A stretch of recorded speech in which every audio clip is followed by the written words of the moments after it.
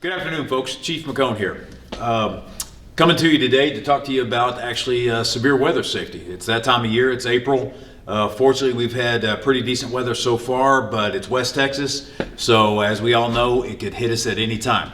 So in addition to serving as your police chief, I also serve as the emergency management coordinator for the city and the county. And part of that is giving regular talks about storm safety and related. And us being a storm-ready community, that's one of the things that kind of ties into that as well. So this afternoon, just going to give you a brief talk about storm safety. Working with Gil this year, thought this would be a good idea to get the message out. I've given this talk at some other smaller groups in the past few weeks, but figured this was a good way to get it out to as many folks in the community as we can. So hopefully y'all enjoy this, and we'll get started. So again, this presentation is going to be about spring and early summer severe weather. And as we all know, like I said, it can, so definition of severe. Everybody always talks about what is severe.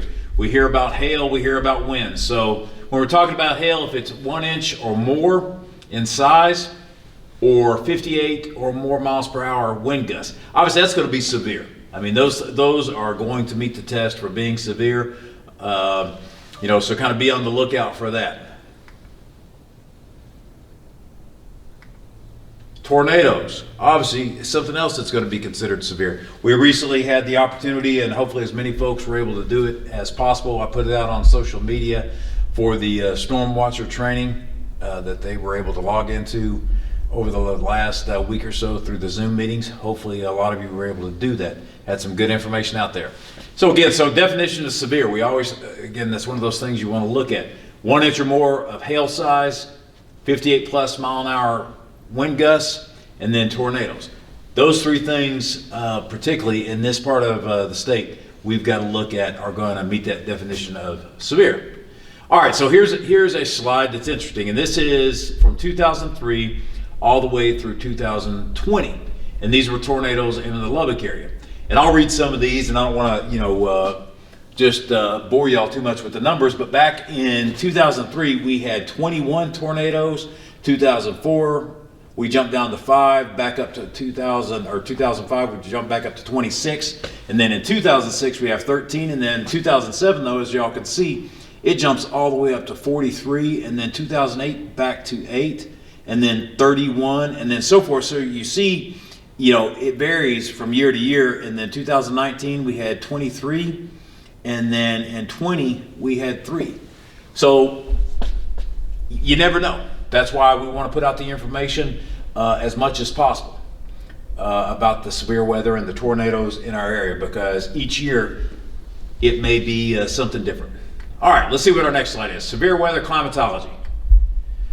And these are tornadoes from around the country, and this is information again that I received from the National Weather Center out of Lubbock. So I'm using this presentation and the information to kind of pass it along to you. But these hash marks, slashes, whatever you want to call them, red marks all over the United States. This is from 2015 to 14 and shows you where tornadoes have been spotted all across the country. All right, tornadoes on April 12th from 1982 to 2011. And some of this information is a little delayed, but this will kind of still give us a really good idea of what areas are impacted based off the time of year.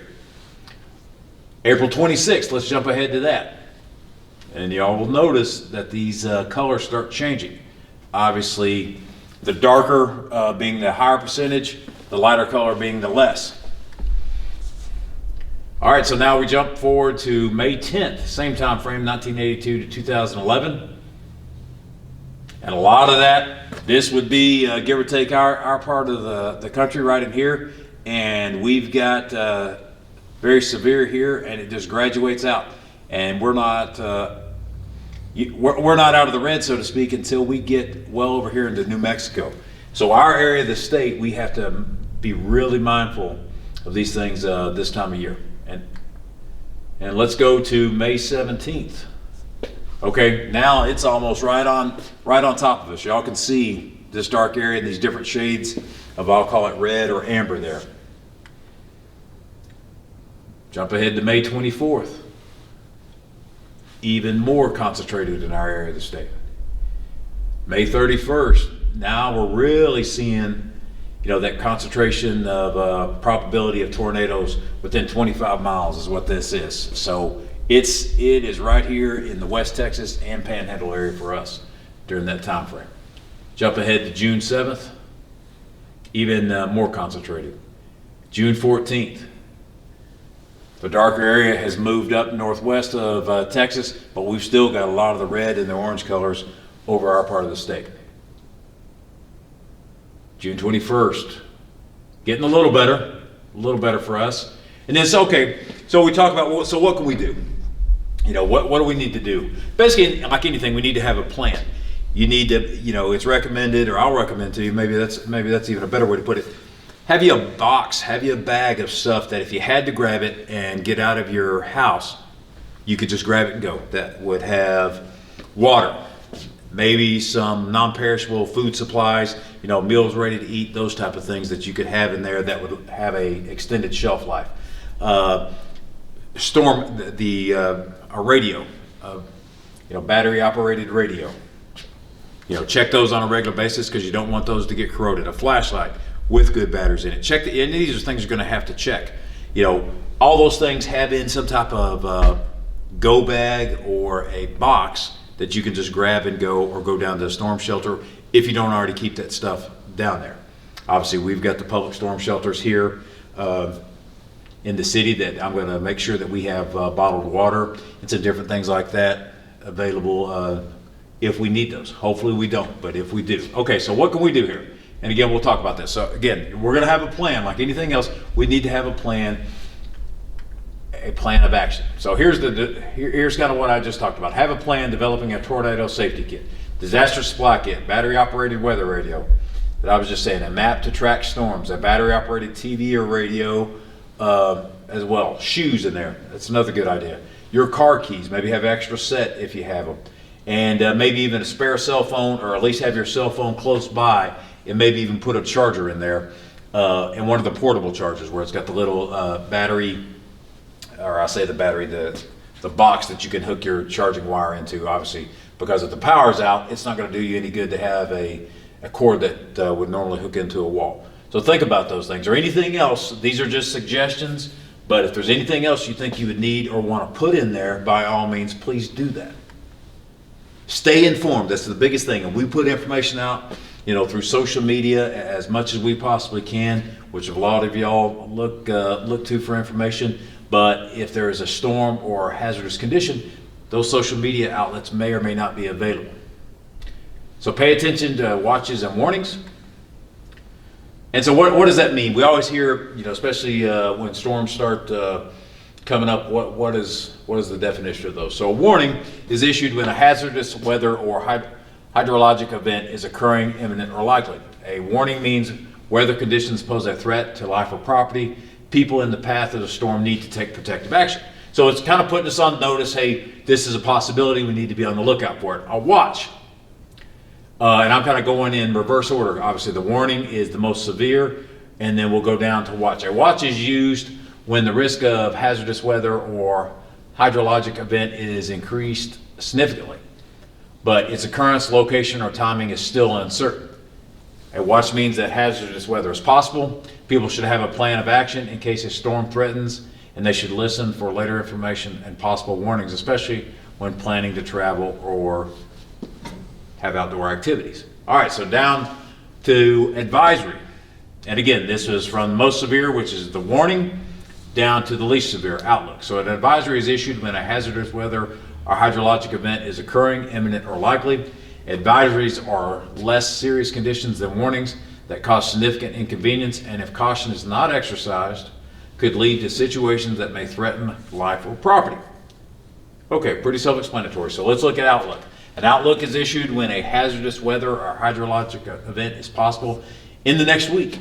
We always hear what the weather outlook is like from all of our weather forecasters and stuff that we listen to, and that is a term that they use. Outlooks are intended to raise awareness of the potential for significant weather that could lead to situations that may threaten life or property. So again, warning, if anything has warning, that needs to be a red flag that, hey, we need to start taking action, and start taking cover if need be, or take protective action as that says there. And then Outlook just is going to put us on notice, advisory, a little higher than that, and then watch. We all hear tornado watch, thunderstorm watch, and so forth, is a little increased significance, but not quite to a warning yet. All right, let's go. So again, staying informed. How are we doing that? Have multiple ways to get weather information. Again, a lot of folks, get their information from social media or related, even some different apps and so forth. But what are some other ways here? Have multiple ways to do that. All right, weather apps. Radio and TV, of course.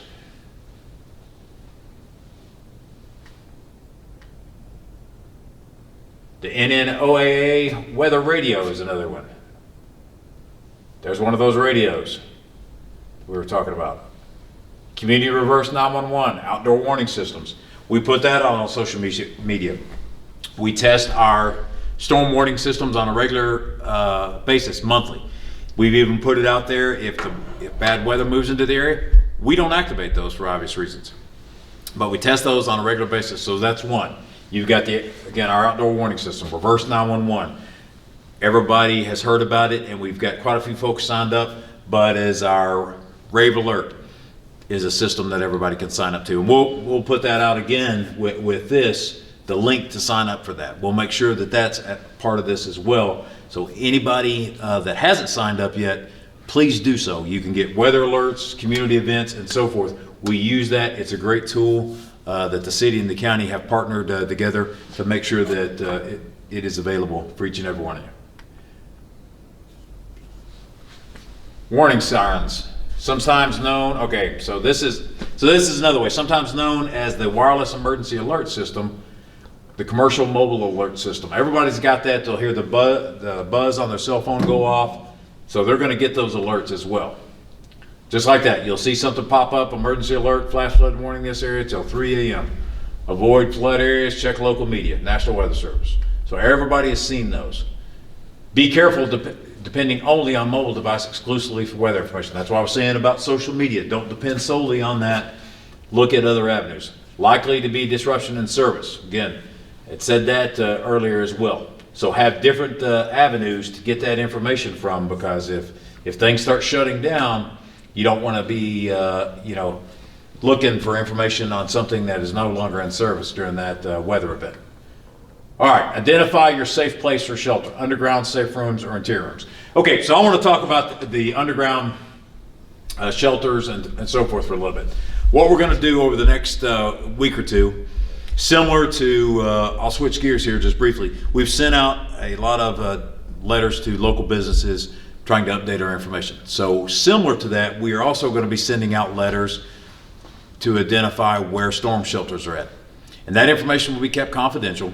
It'll be in our police dispatch center only and not out there for public consumption. But we want that just in the event that we do have a weather event come through the area, that we know from a public safety standpoint that we can now go out and check those storm shelters to make sure that those are clear. That's the only reason we want that. Again, that we're just asking for that information to be able to help y'all better.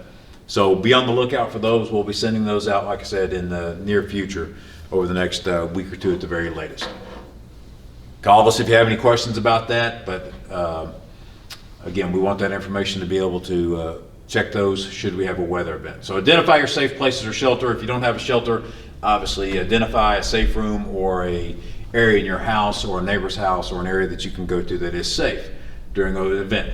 And these are just different examples. That's an actual picture of a safe room that somebody's constructed. And that kind of gives you an idea. There's a bathroom. That's pretty much a house that was there, and the only thing left standing is this small portion of the bathroom. So things to consider. Avoid windows, and we've all heard this. Avoid windows, go to basements or tornado safe rooms. Stay in small interior rooms. Lie flat, cover yourself with a mattress. Avoid cars and mobile homes. All right, again, continuing on. So avoiding windows, and there's a reason why. Go to a basement or tornado safe room. That's what's left of that. So that safe room is still standing and lying flat. And again, this is just kind of reiterating a lot of this stuff that we just mentioned. So there's that small interior room that's still standing there, and then avoid cars. There's a picture of a bathtub. Somebody's got a mattress laying over them. Those are things everybody's got. Pull it over top of you, get your family in there, pull it over top of you, let the storm pass, and then go from there. Avoid cars and mobile homes. Here's why. Obviously, cars are not a safe place to be in during a storm. They can be rolled over, turned over, blown all over the roadway, you name it. Stay out of those. Not a safe location. And don't try to outrun a storm. A lot of times folks will try to outrun a storm. Please don't do that either. So again, take action. Skywarn program. These are all different things, and these are all out there, through the National Weather Center or through Lubbock. That's on their website. These are online modules. You can get this training. It's out there all the time. Educate yourself. Sign up for it. We just had the storm spotter training that was available, and there's still some sessions left. Look for those things. Educate yourself. Have that plan of action. All right, so folks, that's the biggest thing right there. Educate yourself, have a plan of action. This is all basic information. There's nothing here that I've mentioned to you in this brief period that y'all hadn't seen before. I just wanted to reiterate it again because it is that storm season. We've got nice weather today. We've got nice weather. Looks like for our outlook, I'll use that term, for the upcoming week, it looks pretty decent. But we don't know when that weather's going to change. So be mindful of that. Have a plan of action. Get your, plans together. Get your supply bag. Get your supply box. Get those things together and get those things to where you can get to them in the event of an emergency. Don't wait till the 11th hour. Have those things ready. Talk with your family about it. We obviously have the primary 3 shelters that we use here in the town. One being the basement of the Methodist Church. And then we have the city's library, and then the basement of the probation office, also the DPS office. Those are 3 locations that we will open up should we have a imminent storm threat in the area. There'll be somebody at those. We'll allow access to those. One of the things that we're also going to put out as part of it and as a reminder, and we've all got pets, they become like part of the family. I understand that, and then some, I assure you. But we had some issues in the past with folks bringing their pets.